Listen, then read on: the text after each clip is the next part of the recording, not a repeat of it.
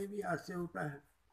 तो आस्ये येषां तुल्यो देशः प्रयत्नश्च ते सवर्ण संज्ञा भवन्ति इति। बाह्यस्य पुनरास्यात् कालः। काल हमने क्यों नहीं बोला?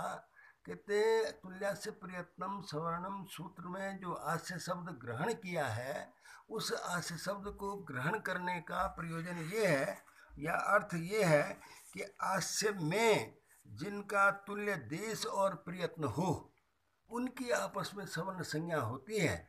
वहाँ पर काल ग्रहण नहीं है। काल तो आस्य से बाहर की चीज है। इसलिए हमने यहाँ बोला, जब आपने पूछा तो हमने विवार भेदात बोला, काल भेदात नहीं बोला। वो आस्य से बाहर है। बाह्यस्य पुनरास्यात् कालः तेन स्यादेव काल भिन्न से ग्रहणम। काल भिन्न का ग्रहण तो हो सकता है, न पुनर्विवार भिन्न से। सवर्ण संज्ञा में यानी विवार भिन्न का ग्रहण नहीं होता, काल भिन्न का ग्रहण तो हो सकता था, इसलिए हमने ऐसा बोला। अब एक और प्रश्न भाष्यकार उठाते हैं, किम पुनरिदम विवृतस्य उपदिश्यमानस्य प्रयोजनम अन्वाख्यायते आहुस्वित संवृतस्य उपदिश्यमानस्य विवृतोपदेश उद्यते। क्या ये जो आयुण बोला है आचार्य ने, वो विवृत ही बोला है, उसी का आप प्रयोजन बता रहे हो? एक पक्ष ये है कि आयुण में जो है वो विवृत ही है, उसी का हमने प्रयोजन बता दिया कि भाई ये विवृत है। तो दूसरा संवृत से उपदिश्यमान है तो संवृत, लेकिन उसको विवृत कर देना चाहिए कार्य सिद्धि के लिए, ताकि हमारे कार्य हो। कहते विवृत से उपदिश्यमान से प्रयोजनम आत्माख्यायते। विवृत ही है, उसी का प्रयोजन बताया जा रहा है। कहते ये आपको कैसे पता चलता है ये विवृत है? क्या कथम क्या थे, कैसे पता चला कि विवृत है? कहते हैं ऐसे पता चलता है कि जब हमने पढ़ा आयुण रेल की गुण बढ़ती, तो हम लास्ट में पढ़ते हैं ओ। वो जो अंतिम सूत्र है वो कह रहा है जो अब तक विवृत था उसको आगे संवृत समझना। इसका मतलब है ये विवृत है। तो वो जो अंतिम सूत्र ये लिखा है, यत अयम अ इति अकारस्य विवृतस्य संवृतता प्रत्यापत्तिम शास्ति। जो आचार्य जो है क्या कर रहा है कि इस सूत्र के द्वारा विवृत जो उपदिष्ट था आयुण आदि में, उसकी संवृतता प्रत्यापत्तिम शास्ति, वो बता रहा है कि आगे से इसको संवृत समझना। यहाँ तक विवृत हो गया तो यानी प्रक्रिया दशा में विवृत है और प्रयोगे संवृत। इसीलिए आचार्य ने वो लिखा है लोक सिद्धांत आदि में। कहते हैं नैतद अस्ति ज्ञापकम, ये अ को हम ज्ञापक नहीं मानते, प्रमाण नहीं मानते। कहते क्यों नहीं मानते हो? कहते अस्ति ही एतस्य वचने प्रयोजनम, अस्ति अन्यद एतस्य वचने प्रयोजनम। ये अ जो सूत्र पढ़ा है आचार्य ने, इस सूत्र का तो कुछ और ही मतलब है, कुछ ही और प्रयोजन से बोला है। कहते और क्या है वो? और दूसरा क्या है? कहते अति खट्व अतिमाल इत्यत्र आंतर्यतो विवृतस्य विवृत प्राप्नोति। जब हम खट्वाम अतिक्रांत ये समास करते हैं, अत्यादय क्रांताद्यर्थे द्वितीय या समास हो गया, और अति का खट्वा, अति खट्वा बना।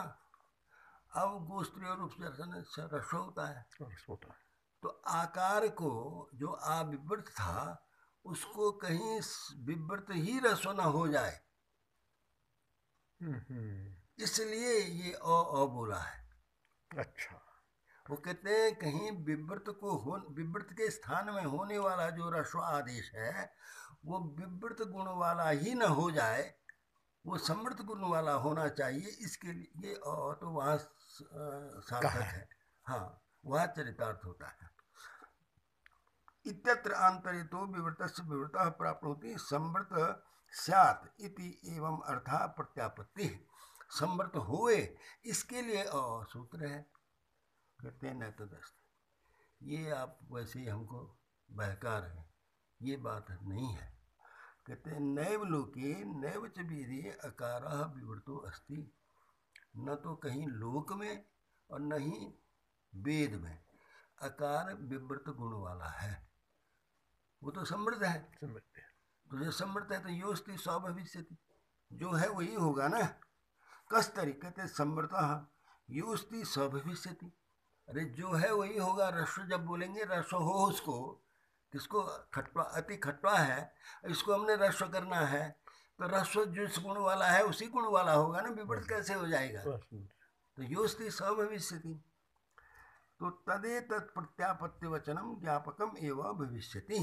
तो ये सूत्र ज्ञापक ही है कि अयुण में पढ़ा गया जो आकार है वो विवृत है। विवृतस्य उपदिश्यमानस्य प्रयोजनम अन्वाख्यायते इति। और ये जो हमने आरंभ में बोला है तो वो ठीक है कि विवृत ही पढ़ा था, उसी का प्रयोजन बता दिया है कि ताकि वो आकार के साथ उसकी सवर्ण संज्ञा हो जाए, इसलिए अयुण में और जो है विवृत है। कहते हैं अच्छा एक बात बताओ, कहा पुनरत्र विशेषा, इसमें क्या भेद है, क्या फर्क है, फर्क क्या पड़ता है। विवृत से उपदिश्यमान से प्रयोजनम अन्वाख्यायते इति, अन्वाख्यायित, विवृत है उसका प्रयोजन बताया जाए, या समृत है उसको विवृत कर देना चाहिए। दोनों में अंतर क्या है, क्या भाई, समृत है उसको विवृत कर दो, या विवृत ये है उसका प्रयोजन बता दो, ये दोनों में क्या फर्क है। कहते हैं न खलु कश्चित विशेष, कोई अंतर नहीं है, दोनों एक ही बात है। विवृत है प्रयोजन बताया, समृत है तो उसको विवृत कर दो, हर हालत में विवृत ही है ना। तो कहते हैं आहो पुरुषिका मात्रम, तो ये तो आहो पुरुषिका है। आहो पुरुषिका क्या होती है, इसको थोड़ा बंद कर दिया। जैसे मैं बोल रहा हूँ कि जय हिंद, आप बोल रहे वंदे मातरम बोलो, अच्छा, ये है आहो पुरुष। दोनों चीज एक है, अंतर नहीं है, पर वो बोल, जो मैं बोल रहा हूँ वो ठीक है वो भी वही है। इसको बोलते हैं आहो पुरुष। आहो पुरुष मैंने अपना अहम, जो मैं बोल रहा हूँ वही ठीक है। हाँ, जैसे मैंने गेहूं बोला, आपने बोला नहीं कणक होता है। हाँ। तो अब है तो वो भी ठीक है, वो उसका इलाज क्या है तो वो भी कणक, भी गेहूं ही है, गेहूं भी कणक ही है। कहते हैं वो विवृत ही है, बहुत सुंदर, वो विवृत ही है, चाहे प्रयोजन बताओ और चाहे समृत को विवृत कर दिया ऐसा बोलो, दोनों का अभिप्राय वही है। और अ के द्वारा उसकी प्रत्यापत्ति है कि जो अब तक विवृत था अब समृत समझा जाए।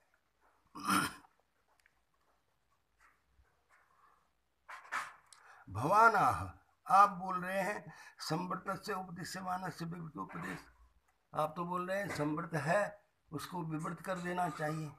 मैं बोल रहा हूँ विवृत से उपदिश्यमान से प्रयोजन, कि विवृत ही है उसी का प्रयोजन बताया जा रहा है, क्यों है विवृत। तो इसको चलाएं कि रहने दें, आप देखिए, तस्य विवृतोपदेशाद अन्यत्रापि विवृतोपदेश सवर्ण ग्रहणार्थ, दूसरा वार्तिक पड़ा, ये दूसरा है, ये वार्तिक दूसरा, अच्छा दूसरा, ठीक।